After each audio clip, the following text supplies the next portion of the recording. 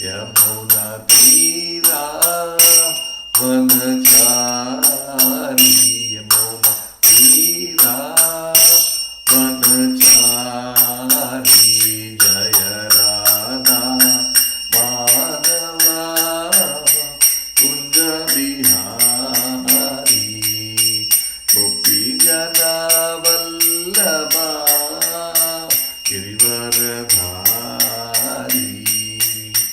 यशोदानंदन व्रज जनरंजन यमुना तीरा वनचारी हरे कृष्ण कृष्णा कृष्णा कृष्ण हरे हरे हरे राम राम राम हरे हरे हरे कृष्णा कृष्णा कृष्णा हरे हरे हरे राम राम हरे हरे हरे कृष्णा कृष्णा कृष्णा हरे हरे हरे राम राम राम हरे हरे हरे कृष्णा कृष्णा कृष्णा हरे हरे हरे राम राम राम हरे हरे जय माधव श्री राधे जय गौरांगी बेंगलूरीश्वर गौरांगी बेंगलूरीश्वर गौरांगी जय जगन्नाथा बलदेवा जय सुभद्रा जय सुदर्शना जय निताय चैतन्य जय निताय चैतन्य निताय चैतन्य जय निताय चैतन्य जय नरसिंह जय अनंत देव प्रहलाद नरसिंह जय अनंत देव जय जय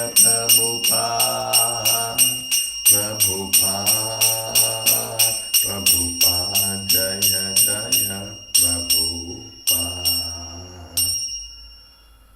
जय वो विष्णुपाद परमहंस परिव्रजकाचार्य अष्टोत्र सदश्री श्रीमद अभय चरणारविंद भक्ति वेदांत स्वामी श्रील प्रभुपाद की जय जय वो विष्णुपाद परमहंस परिव्रजकाचार्य अष्टोत्र सदश्री श्रीमद भक्ति सिद्धांत सरस्वती गोस्वामी महाराज श्रील प्रभुपाद की जय अनंत कोटि वैष्णव वृंद की जय नामाचार्य श्री हरिदास ठाकुर की जय प्रेम से कहो श्री कृष्ण चैतन्य प्रभो नित्यानंदा श्री अद्वैत गदाधर श्रीवासादि गौरभक्त वृंद की जय श्री श्री राधा कृष्ण गोप गोपीनाथ श्याम कुंड राधा कुंड गिरि गोवर्धन की जय ब्रजभूमि श्री वृंदावन धाम की जय मायापुर श्री नवद्वीप धाम की जय मथुरा धाम की जय द्वारका धाम की जय जगन्नाथपुरी धाम की जय गंगा माई की जय यमुना माई की जय भक्ति देवी की जय तुलसी महाराज की जय समवेत गौर भक्त वृंद की जय गौर भक्त प्रेमानंदे हरि हरि बोल all glories to the assembled devotees Hare Krishna all glories to the assembled devotees Hare Krishna all glories to the assembled devotees Hare Krishna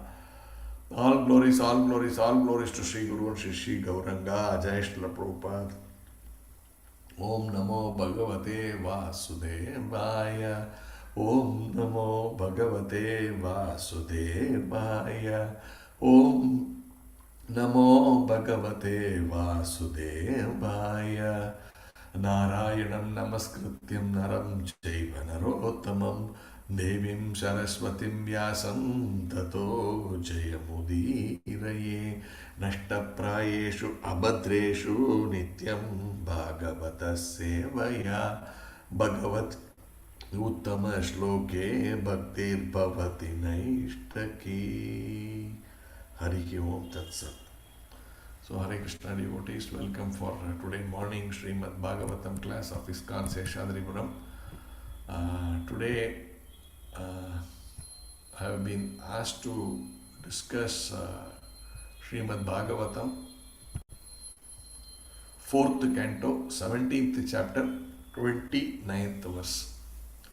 So the 4th canto is entitled The Creation of the Fourth Order, and the 17th chapter is Maharaja Prithu became angry at the earth.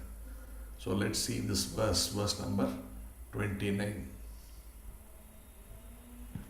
Daro vacha namaha parasmai purushaya mayaya vinyastanana tanave gunatmane namaha swarupanu bhavena nirdutha dravya kriyakaraya vibra mormaye.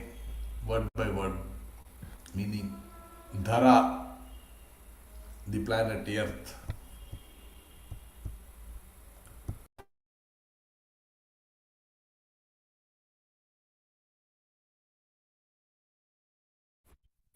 Hare Krishna. Dhara, the planet Earth, Uvacha said, Namaha, I offer my obeisances.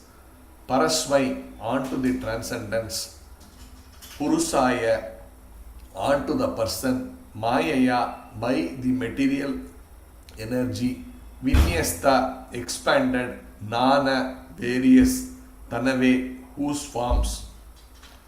Guna Atmane, onto the source of the three modes of material nature. Namaha, I offer my obeisances. Swarupa, of the real form. Anubhave, by understanding. Nirduta, not affected by. Dravya, matter. Kriya, action. Karaka, doer. Vibrama, bewilderment. Urmaye, the waves of material existence. Translation and purport by His Divine Grace A.C. Bhakti Vedanta Swami Srila Prabhupada Ki Jai. The planet Earth spoke, My dear Lord, O Supreme Personality of Godhead, you are transcendental in your position, and by your material energy you have expanded yourself in various forms and species of life through the interaction of the three modes of material nature. Unlike some other masters, you always remain in your transcendental position and are not affected by the material creation, which is subject to different material interactions. Consequently, you are not bewildered by material activities.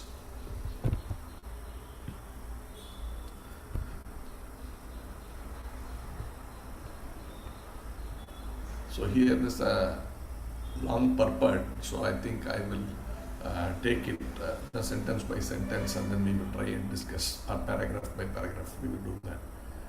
Om Ajnanatimirandasya Jnananjana Shalakaya Chakshurunmilitam Yena Tasmai Shri Gurave Namaha. Shri Chaitanya Manobhishtam Sthapitam Yena Bhutale Swayam Rupa Kada Mayam Dadanti Swapadantikam Vandeham Shri Guru Shri Yuta Padakamalam Shri Gurun Vaishnavamscha Shri Rupam Sagrajatam Sahagana Raghunathan Vitam Tam Sajivam Sadvaitam Savadutam Parijana Sahitam Krishna Chaitanya Devam Shri Radha Krishna Padan Sahagana Lalita Shri Vishakan Vitamscha. He Krishna Karuna Sindhu Dina Bandhu Jagatpate Gopesha Gopika Kanta Radha Kanta Namostute Tapta Kanchana Gaurangi Radhe Vranda Vaneshwari Rishabhana Sute Devi Pranamami Hari Priye Vancha Kalpatarubhyascha Kripa Sindhu Bhayevacha Patitanam Pavanebhyo Vaishnavebhyo Namo Namaha. Namo Vishnu Padaya Krishna Preshtaya Bhutale Srimate Bhakti Vedanta Swami Namine Namaste Saraswate Deve Gauravani Pracharine Nirvisesa Sunyavadi Paschatya Desha Tarine. Jai Sri Krishna Chaitanya Prabho Nityananda Shri Advaita Gadadara Shri Vasadi Gaura Bhatta Vrinda. Hare Krishna Hare Krishna, Krishna Krishna, Hare Hare, Hare Rama, Rama Rama, Hare Hare, Hari Om Tat Sat. So the background before we start into the purport of this particular verse, let's try to quickly understand the background of this particular verse. So we all know that Vidura Mahatma, he was taking instructions from Maitreya Muni. There was a lot of wonderful questions asked by Vidura, and Maitreya Muni, being pleased by the questions raised by Vidura Mahatma, kept on answering them very nicely. So this is how the guru disciplic knowledge transfer happens. The disciple pleases the guru by asking nice questions. So somewhere I read, you have to serve the spiritual master nicely. It's mentioned. What does that mean? One definition is you ask the spiritual master nice questions. And here you will see many places it says, inspired by Vidura's question, Maitreya Muni got more enthusiastic to answer the questions like that. So that service is to actually enthuse the spiritual master to actually talk out the nectar, right? In that way, that is one service. There are other services. There are physical services. Following the instructions of the spiritual master is another one. Like that, there are many services we can. There's no dearth of services when one is actually eager to serve the spiritual master. But this is one of the most important one, because through this service, you hear from the lotus mouth of the spiritual master about the Supreme Personality of Godhead. So there, the transformation of knowledge happens, and through that process, the transformation of Krishna from the heart of the spiritual master onto the heart of the devotee, the disciple happens. So this is the most important service of all services. That is a fact. So now, as they are hearing, as Vidura Mahatma is hearing from Maitreya Muni, there is this description of the one of the Shakti Aveshya avatar of the Lord, which is Prithu Maharaj.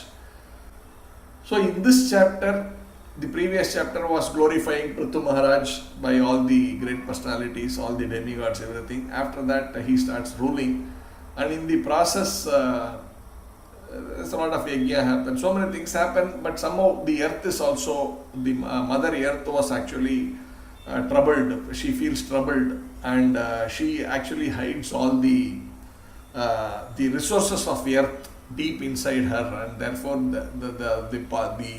the living entities are suffering there. So the matter comes to the notice of Prithu Maharaj, and he was contemplating why is this happening, what is the root cause of it, and he understood, being the Supreme Personality of Godhead in basically the one of the incarnation of the Lord, he understands, and he decides it is Mother Earth who is actually hiding all the resources, all the seeds of all this. If you think we need so many plants, there's a ecological coexistence, we say, right? All of that is stopped by, that means there are so many living entities, everyone needs to be facilitated, so one is dependent on the other. That's a nice ecological balance which is created by the Supreme Lord. And Mother Earth who was trying to stop even the basic existence of all these things. Therefore, like the trees, the herbs, everything, the seeds of all these things she hid inside. And from there, subsequent, all the other species were suffering because of that. So he decides, okay, let me chastise this Mother Earth, and he takes the bow and arrow and tries to shoot Mother Earth. Then immediately Mother Earth becomes frightened, and she takes the form of a cow, and she wanders all over the universe, trying to run away from Prithu Maharaj. Prithu Maharaj chases her everywhere, and finally she realizes she has no shelter, she can't get away from him, and then she starts surrendering to him. And in that process, she is actually talking like, as you make your surrender to the Lord, or as we make our worship, or as we make our prayers, we actually glorify the Lord. So in this section you can see Mother Earth in the form of cow has surrendered to the Supreme Personality of Godhead, Prithu Maharaj here, and she is actually trying to pacify him. Because first thing is, if someone is angry, you can't immediately put in your side of argument, then it will not be heard properly. Because the person's anger, here the Lord's anger is not material anger, that we will see in the course of this thing, whatever, not simply the anger. His guna is never having anything to do with material nature. This anger for all of us is a material nature. It is coming out of the mode of passion. The Lord is not affected by passion, so that question doesn't arise. But in terms of general interactions, when someone is upset with us, we need to first pacify them, then put forth our argument of why they are upset with us, why that is justified from our point of view. Then the other person has that mood to listen. So here Mother Earth is thinking that way and trying to explain, trying to first pacify the Lord by glorifying the Lord. So that is what we are seeing. So now let's get into the purport to understand what Prabhupada is actually explaining for this particular verse. Let me again read the translation. The planet Earth spoke, "My dear Lord, O Supreme Personality of Godhead, you are transcendental in your position, and by your material energy, you have expanded yourself in various forms and species of life through the interactions of the three modes of material nature. Unlike some other masters, you always remain in your transcendental position and are not affected by the material creation, which is subject to different material interactions. Consequently, you are not bewildered by material activities." So this is the translation. And now let's see the purport, line by line we will try and go. After King Prithu gave his royal command, the planet Earth in the shape of cow could understand the king was a directly empowered incarnation of the Supreme Personality of Godhead. So we discussed this, that Prithu Maharaj is a directly empowered incarnation. This is what we call Shakti Aveshya Avatar, empowered. So Shakti Aveshya. So that is our explanation for this particular line.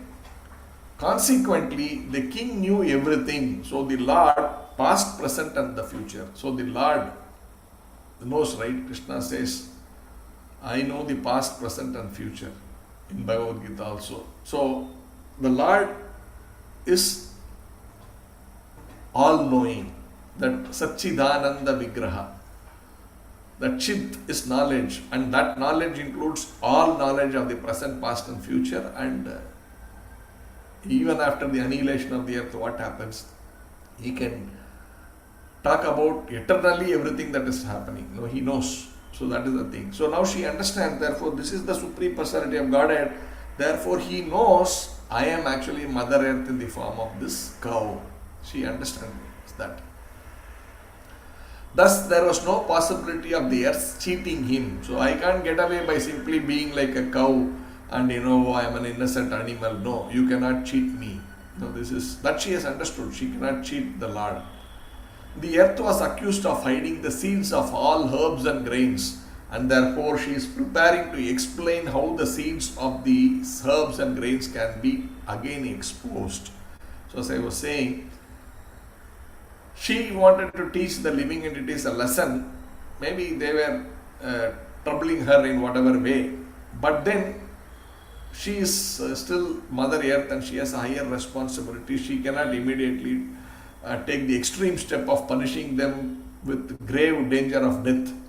So she withdrew all these herbs and plants and all that, and she has hid it deep inside earth. Now how to expose all of that and bring back the auspiciousness, bring back prosperity to all the not human beings, all the living entities. So now she needs to reveal that to the Supreme Personality of Godhead.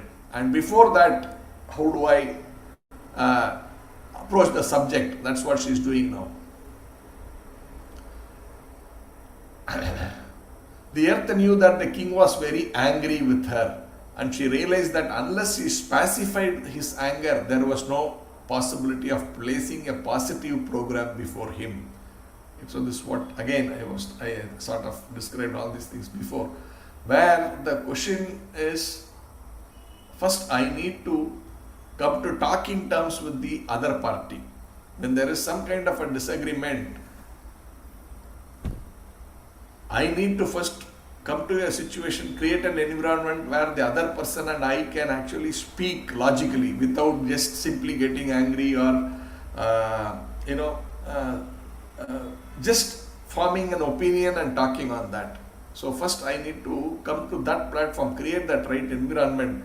From there could be constructive discussion between two people. So she is coming to that point of view and trying to pacify the Lord.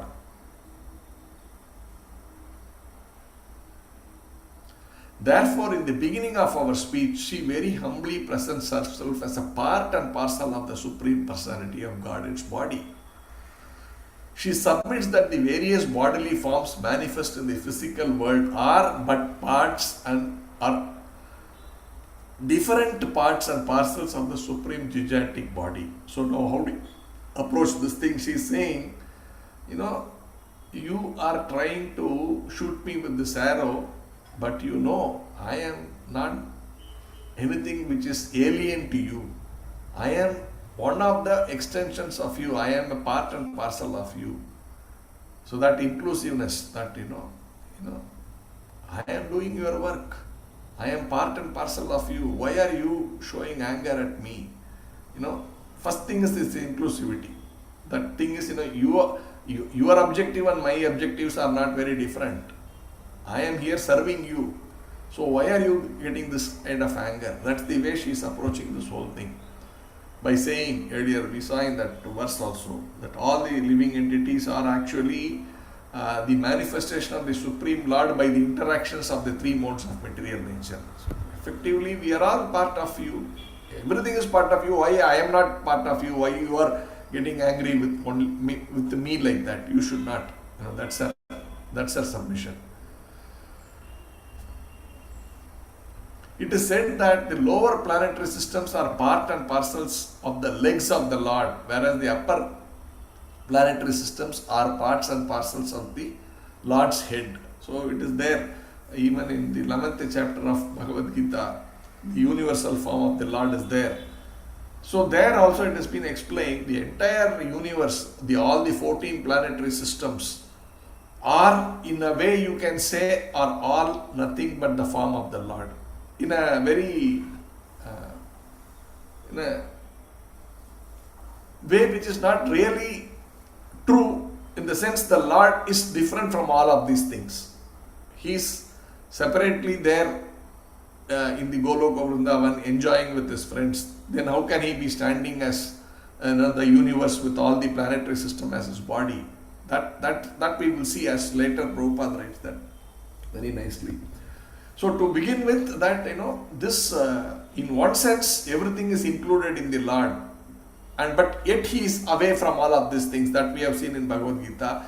So now this section is about everything is included in the form of the Lord. That much we are seeing. In that sense, that all these planetary systems are actually the different parts of the body. Therefore, the lowermost one is this lotus feet.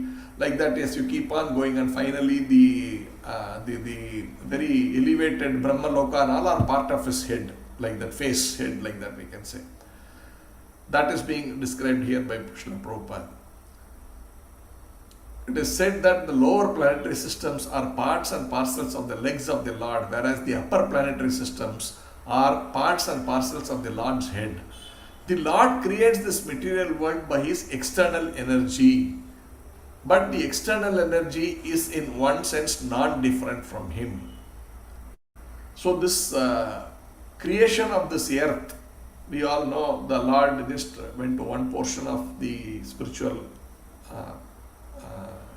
world. That means he went to one portion of that Vaikuntha, that small portion. There he lay down and then he created the ingredients which are necessary for creating this material world. And then he created this floating planetary system are actually a very small portion in that thing. What you call the real spiritual sky.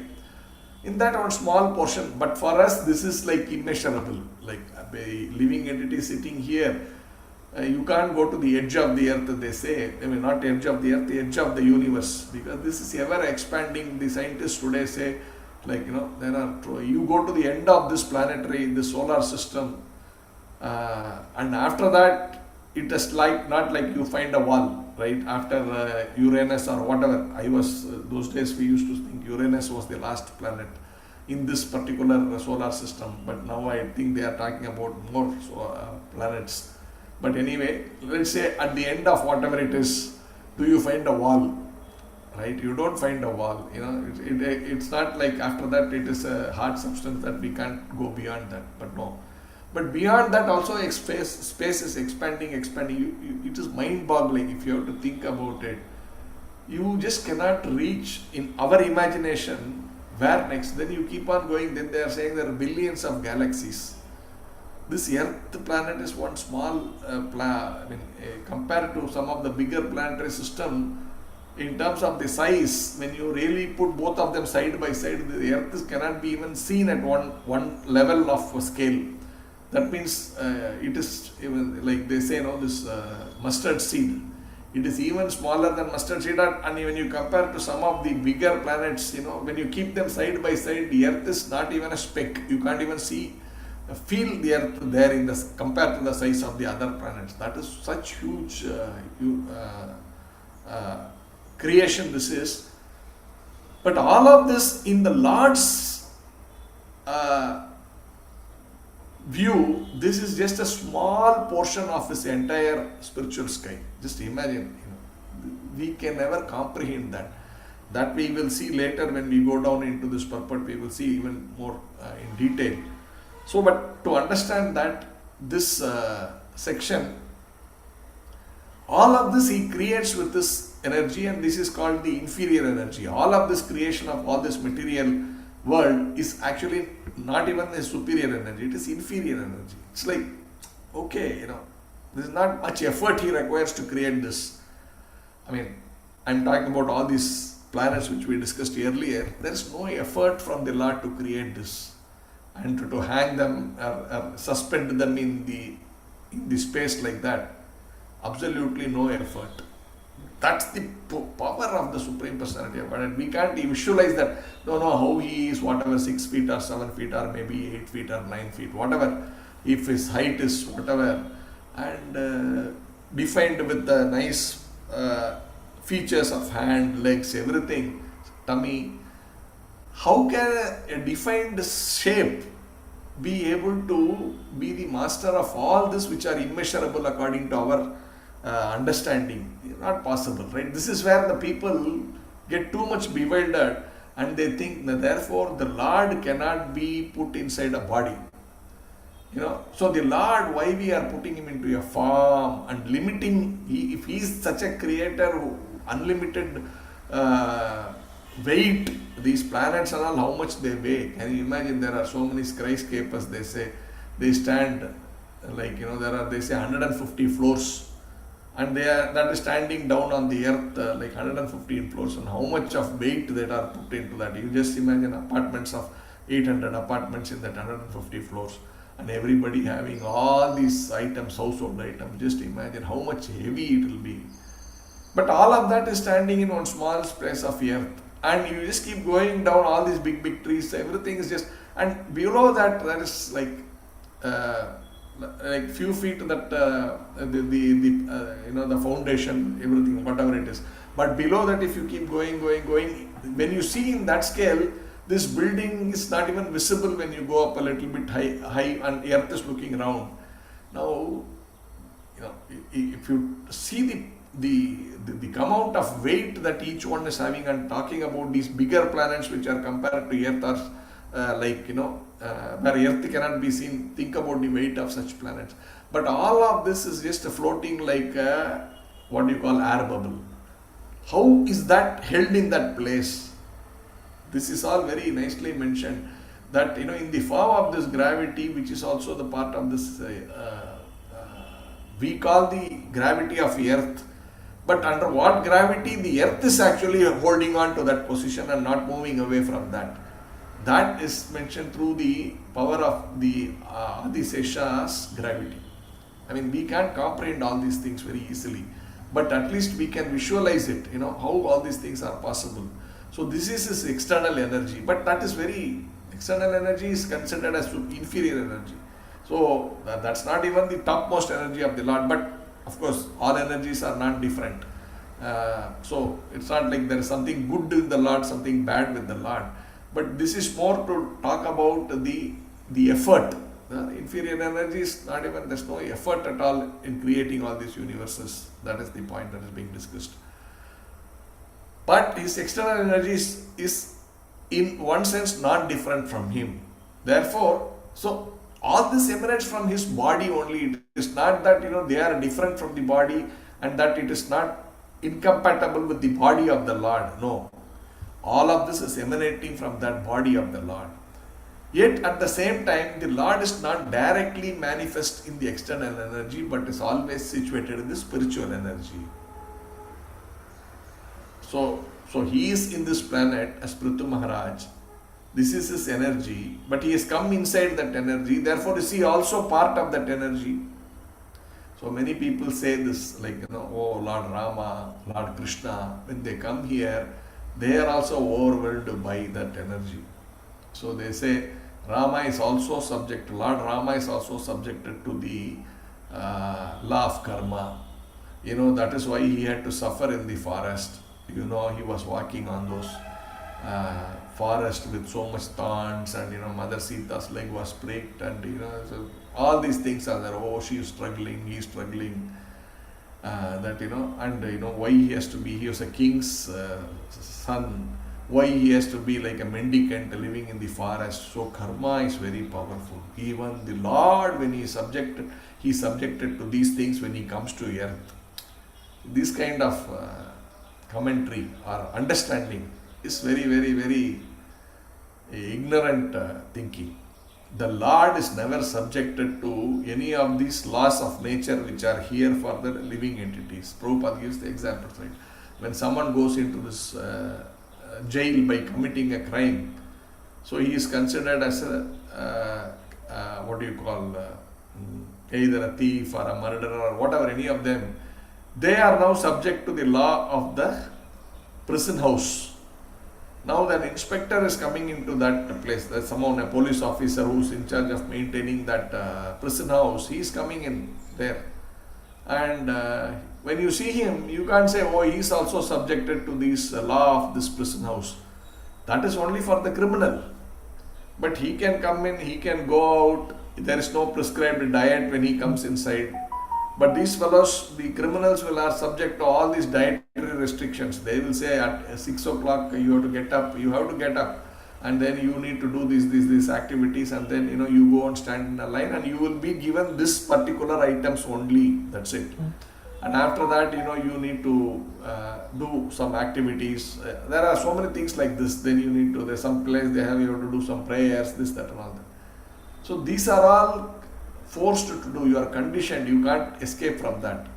But that the jail in charge, when he comes, he will come whenever he wants. He will go whenever he wants. He will eat there whatever he wants to eat.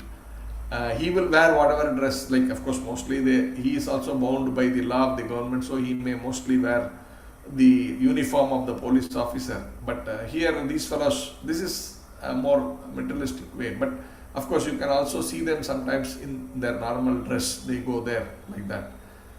But this criminal cannot be like that. He is given a particular number. He has to wear that dress. It will be like minimum dress like that, which is prescribed very clearly. This guy cannot do whatever he wants to wear. So that's a very clear. So you can't equate this criminal to that jail superintendent. Like the same thing here, when the Lord comes into this material world, we can't therefore say the Lord is also subjected to this control of his own energy. That is important. Yet, at the same time, the Lord is not directly manifest in the external energy, but is always situated in the spiritual energy. As stated in the Bhagavad Gita 9.10, Maya Dakshena Prakritihi. Suyate Saracharam is there, that is not mentioned here. Prabhupada is only writing Maya Dakshena Prakritihi. So, material nature is working under the directions of the Lord. That is the meaning of this Maya Dakshena Prakritihi. Suyate Saracharam. It is going about doing its duty under the direct control of the Supreme Personality of the Godhead. Not the other way around, that the Lord is under the control of the material nature. Therefore, the Lord is not untouched to the external energy and is addressed to this verse as Guna Atma, the source of the three modes of material nature. So, when a living entity comes in contact with material nature, he is immediately enamored by the three modes of material nature. Covered by the three modes of material nature, the living entity acts. But when the Lord comes here, he is not covered by the three modes of material nature. That material nature of these three modes actually puts us in this kind of forgetfulness of our original position. And we are thinking, okay, now here I am the master. I wanted to do this, I wanted to do this, and I will do this. You know, that kind of a mindset. And I am independent of anything, let alone the Supreme Personality of God. I am not in control of my parents, I am not in control of my, friends. I am always thinking, I am great, I will do whatever I want. Yes, I value my parents, but then, I think many times we think, oh, my parents don't know, right? My teacher doesn't know, my boss doesn't know, my wife doesn't know, my husband doesn't know. We always think, I know better. So that mode, how do we come into it? That happens when we come to material world and we are immediately overpowered by these three modes of material nature. But the Lord is not at all subject to that. That is mentioned here. Therefore, the Lord is not unattached to the external energy, and he is addressed to this verse as Guna Atma, the source of the three modes of material nature. As stated in the Bhagavad Gita 13.15, Nirguna Guna Bhoktarcha. Although the Lord is attached to the external energy, he is nonetheless the master of it. So yes, this material energy is part and parcel of it, but that doesn't mean he is subjected to that, to the loss of that material energy. So Nirguna Guna Bhokta. Nirguna means he does not have, when they say he does not have guna, that Mayavadis therefore their thing. Mayavadis means impersonalists who think that the Lord does not have a form. They are saying, see, he has no guna. Therefore, there is no form. How can form means guna should be there, but it is mentioned in the scriptures he is nirguna. So Prabhupada and all the Vaishnavacharyas clarify this. Nirguna means that doesn't mean the Lord does not have guna. Nirguna means he does not have material guna. That means how we have mode of ignorance, passion and goodness.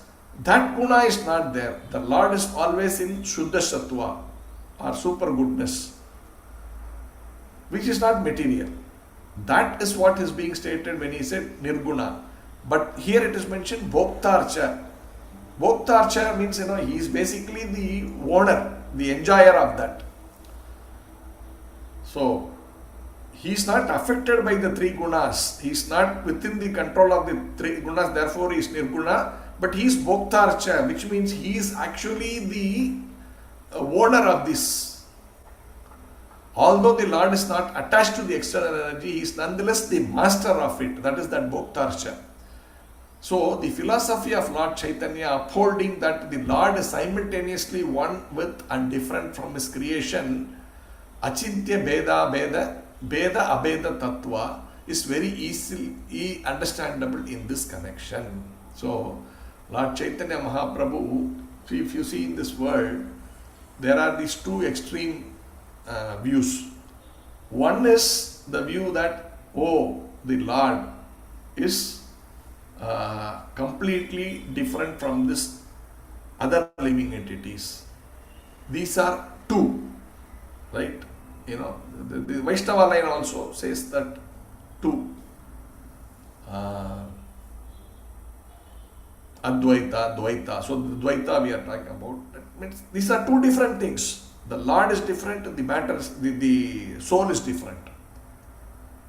Other extreme is Advaita. Everything is one. That, there's nothing different from the Lord. it appears to be different, but at some stage of realization of the thing which is different from the Lord, it also merges into the Lord. And ultimately, it loses its existence. And therefore, everything is Lord. So, for example, we can say, I am the Lord. You are the Lord. Everyone is the Lord. But then why are you separate? Why are you not in the spiritual world? Why are you struggling here? No, there is some consciousness corruption which happened to a portion of the Lord, and therefore he had to come down here and assume this difficulty. Therefore they are saying the Supreme Lord is also subjected to the three modes of material nature. Actually, I am Lord, but I am covered by these three modes of material nature.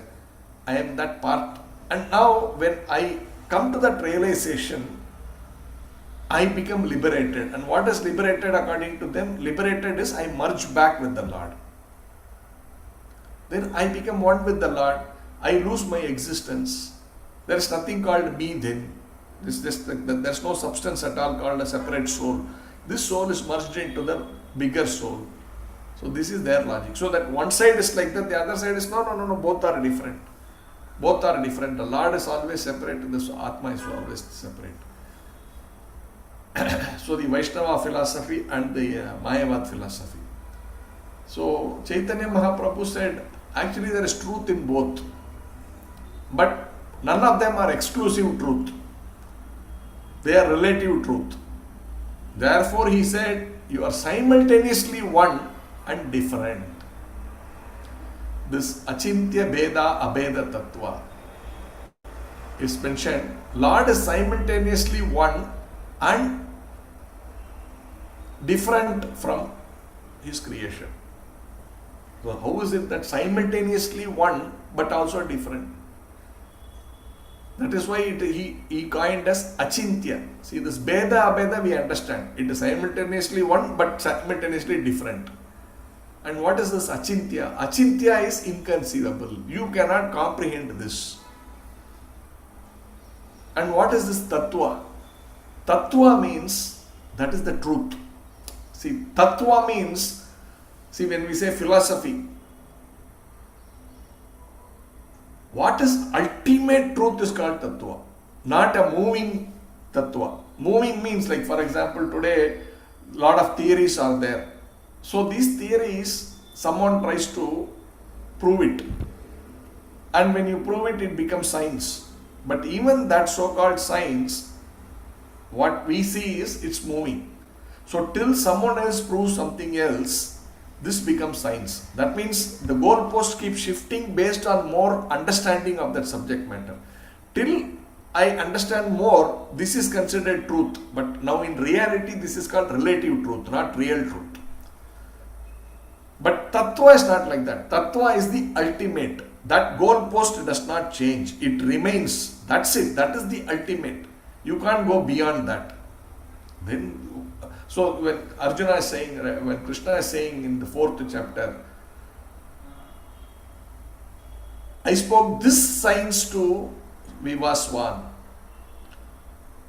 and over many thousands of years the science is lost, and I am coming and speaking to you the same science what I spoke to Vivaswan. So it's not like over a period of time things change and therefore the science, whatever the philosophy also changes. This Bhagavad Gita, the goalpost has not changed from what was spoken to Lord Vivaswan, which means there is no innovation over this. This is the ultimate platform. You can't now try to give, no, things have changed now, therefore let me give you a new philosophy. No, that is Tattva. So this Achintya Beda Abeda Tattva is very beautifully coined. Very comprehensive in the sense we are simultaneously one and different from the Lord, and this is inconceivable and this is the ultimate truth. So very beautiful. So if we understand that, there is no confusion. And that means the Lord is separately existing, but we are still part and parcel of the Lord. In one sense we are part and parcel. That doesn't mean I am going to be merging into that Supreme Personality of Godhead. I remain different, he remains different. But ultimately here the mother cow also saying, right, mother earth in the form of cow, she is also saying, I am part and parcel of you. Krishna says also in Bhagavad Gita, everything is part and parcel of me. I am the seed giving father. So that way you are part and parcel, but then you are not. That's also to be understood easily, The father is there, the son is there. The son is a part and parcel of the father, that way if you see. But you can't say that now therefore the son can become the father in that house. It becomes very difficult to accept that. He may do a responsibility later, I will now become the head of the family when father becomes old. That is not what I am talking about. The father is still different from the son, but the son is part and parcel of the father. In a very materialistic way, if you have to understand it, that example. But you can clearly see these two are different. Each one has their own likes and dislikes. There may be some commonalities. They may sometimes look similar, but that doesn't mean these two are same. They are different. That same philosophy. When we are separated from the Supreme Personality of Godhead for whatever reason, whenever it happened, that you cannot go on researching that. But we are always separate. So it says, actually the scriptures say, we eternally existed, the Lord eternally existed. So we don't know what is this question of separation from the Lord, when we separated and all that. We eternally existed. But we are always Anu, he is always Vibhu. That is it. That is established. So we should not get into that confusion of, one day I will become Lord, this Mayama theory. But there is some relative truth, but that truth is only relative. But we have to understand holistically, and in that sense, the Lord is separate, we are separate. The planet Earth explains that although the Lord is attached to the external energy, he is Nirdhuta. He is completely free from the activities of the external energy. Therefore, when the Lord comes here, he is not enamored by or controlled by the external energy. So that is important. Okay. The Lord is always situated in his internal energy. Therefore, in this verse it is stated, Swarupa Anubhavena. Swarupa is your constitutional position, which is, he is the Supreme Personality of Godhead. He is the Parama Atma, who is not part of this material conditioning. Therefore, that Swarupa Anubhavena, the Lord remains completely in his internal potency and yet has full knowledge of the external energy as well as the internal energy. Just as his devotee remains always in a transcendental position, keeping himself in the service of the Lord without becoming attached to the material body. So here now Prabhupada is equating that, bringing a practical example to say how his devotees, advanced devotees, you can see, they are here but they are always transcendent. Prabhupada himself, we can take that example. He showed by his personal example, he is not attached to anything material here. There are many examples like that. I can give some example. One time, some devotee had given him a very costly watch. We generally feel like when you have the latest iPhone or whatever, you are always, you feel highly of that possession. So like this, one of the best branded watches Prabhupada was given, and he wore that. So sometimes people ask, oh Prabhupada, why you need such costly watches, or why you come in, why your devotees bring you in, the best of cars. So whatever, the Mercedes and whatever those cars, those days, whatever it is, the best of cars. So they will think, why a sannyasi needs all these things. Okay, so he got this watch, he was wearing that. Then one day, one devotee came. He brought a very, very basic watch. Very basic watch. And that watch he wanted to offer to Prabhupada, because I want to offer something to my spiritual master. I don't have big capacity, so I am offering. So, but he had that mood to give a nice, whatever, in his mind, nice watch, whatever he could afford. He brought a relatively less costlier watch. He just gave it to Srila Prabhupada. Prabhupada looked at him happily, smiled at him, accepted it, and he removed this that other costly watch, whatever he was wearing. He just gave it off to someone like that. Without even thinking about it, he gave it off and he wore this watch. Then you really understand. Here, this person is not about material attachments.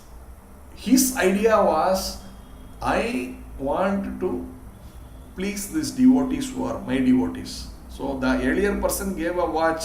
He didn't reject it saying, no, I am a sannyasi, how I can wear these costly watches. He accepted happily because this is his offering of his disciple. He took and wore it. But another disciple comes and gives him a simple thing. He's not looking, oh, this is something very inferior. How can he give me an inferior stuff? I am the guru. No.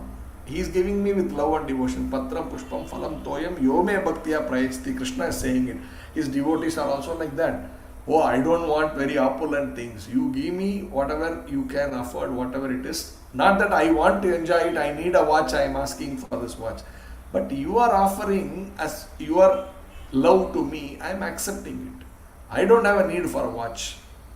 This is the way devotees, pure devotees act, and these are practical examples we are seeing in our eyes. So here Prabhupada is equating this to say, if a devotee can do that, why not the Lord? So you will see this, say this here nicely. The Lord remains completely in his internal potency and yet has full knowledge of the external energy as well as the internal energy. Just as his devotee remains always in a transcendental position, keeping himself in the service of the Lord without becoming attached to the material body. Srila Rupa Goswami says that the devotee who is always engaged in the devotional service of the Lord is always liberated, regardless of his material situation. So if Prabhupada is wearing a watch, don't think, oh, sannyasi, why he needs a watch? If Prabhupada comes in a whatever,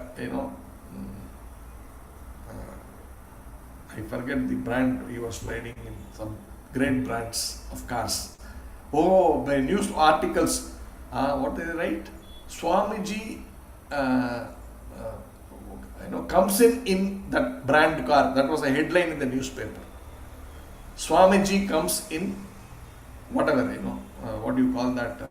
Rolls Royce, right? Swamiji floats in Rolls Royce. The headlines was like that in the newspaper. To make a point that, call them Swamiji, but look at how opulently he's living, how exorbitant kind of luxury cars he's coming in. That is what they wanted to see. But here that is actually, negated here when it says, devotee is never bewildered by the material, what that particular, is certainly possible. Becoming attached to the material body. Srila Rupa Goswami says that the devotee who is always engaged in the devotional service of the Lord is always liberated regardless of his material situation. So, okay, today you got me a Rolls Royce, I will come just to please you, just to accept it on behalf of the Lord. But I have nothing to do with this Rolls Royce. I am simply sitting here because I have to sit here, that's all. That was his mood. If it is possible for a devotee to remain transcendental, it is certainly possible for the Supreme Personality of Godhead to remain in its internal potency without being attached to the external potency. So this Mayavadis should understand this. No, don't get bewildered saying that, oh, how can a form have so much of this one reach? No, a form can have. Therefore, don't say, oh, a form, let us remove the form so that it becomes all-encompassing. God becomes all-encompassing. No. With this form, he is all-encompassing. His devotees can do it here. What is your problem? He can easily do it. That is what Prabhupada is saying here. Just as the devotee is never bewildered by this material body, by his material body, the Lord is never bewildered by the external energy of this material world. A devotee is not hampered by the material body, although he is situated in a physical body that runs according to so many material conditions. For example, there are 5 kinds of air functioning within the body, and there are so many organs, the hands, legs, tongues, genitals, rectum, etc., all working differently. So we can see these examples today. Prabhupada's disciples, many of them are old.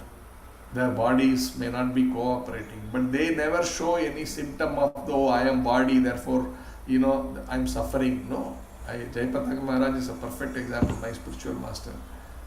When people say, oh, how are you? So he says, don't ask me about the body, but ask me about me, the soul inside. I am blissful, but don't ask me about the body. Because the body is in problem, but I am not the body. He is clearly demonstrating that. I mean, some things, whatever he is doing, we can't even, think he is in any material. It's humanly impossible for someone to be in that state. But he is clearly identified himself away from the body. Yes, body is whatever, let it be. And he is doing things like he is a spirit soul. In spite of the limitations of the body, he is doing things which are amazing. That applies to all the practicing Srila Prabhupada's disciples. They are, we think they are inhuman. They are beyond this humanly condition. The way they behave, the way how they are able to manifest things, they are amazing. This is practically demonstrating this thing what Prabhupada actually has written out here. The spirit soul, the living entity who is in full knowledge of his position, is always engaged in chanting Hare Krishna, Krishna Krishna, Hare Hare, Hare Rama, Rama Rama, Hare Hare, and is not concerned with the bodily functions.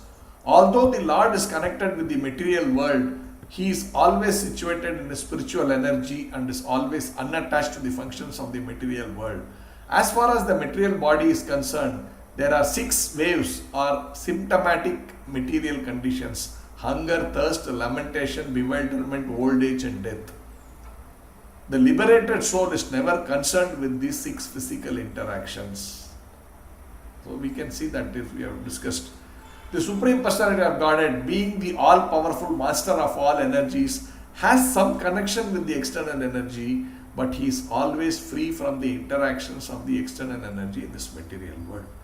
So there it ends. So effectively we are saying the Lord, while all of this is his energy, but he is, while it is not different, he is not different from them, but he is actually aloof from all of them. And he is not coming within the control of these whatever inferior energy of his, including the 3 modes of material nature, or in contact with material nature. He may come here, but he is completely liberated. And this is demonstrated even by his pure devotees. And why not? It is possible for the Lord. So that is where it sort of ends this particular verse. So I end here. If there are any questions, comments, welcome. Hare Krishna.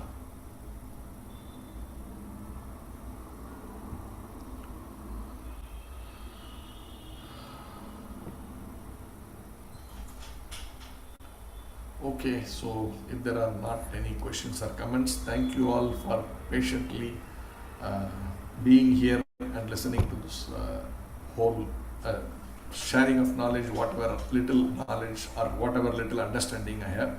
Thank you very much. Srila Prabhupada ki jai, Granthara Srimad Bhagavatam ki jai. Hare Krishna, Krishna Krishna, Hare Hare, Hare Rama, Rama Rama, Hare Hare. Hare Krishna. Thank you very much. Thank you, Prabhuji. Dandat Pranam. Dandat Pranam. Thank you very much for this opportunity. Dandat Pranam, Mataji.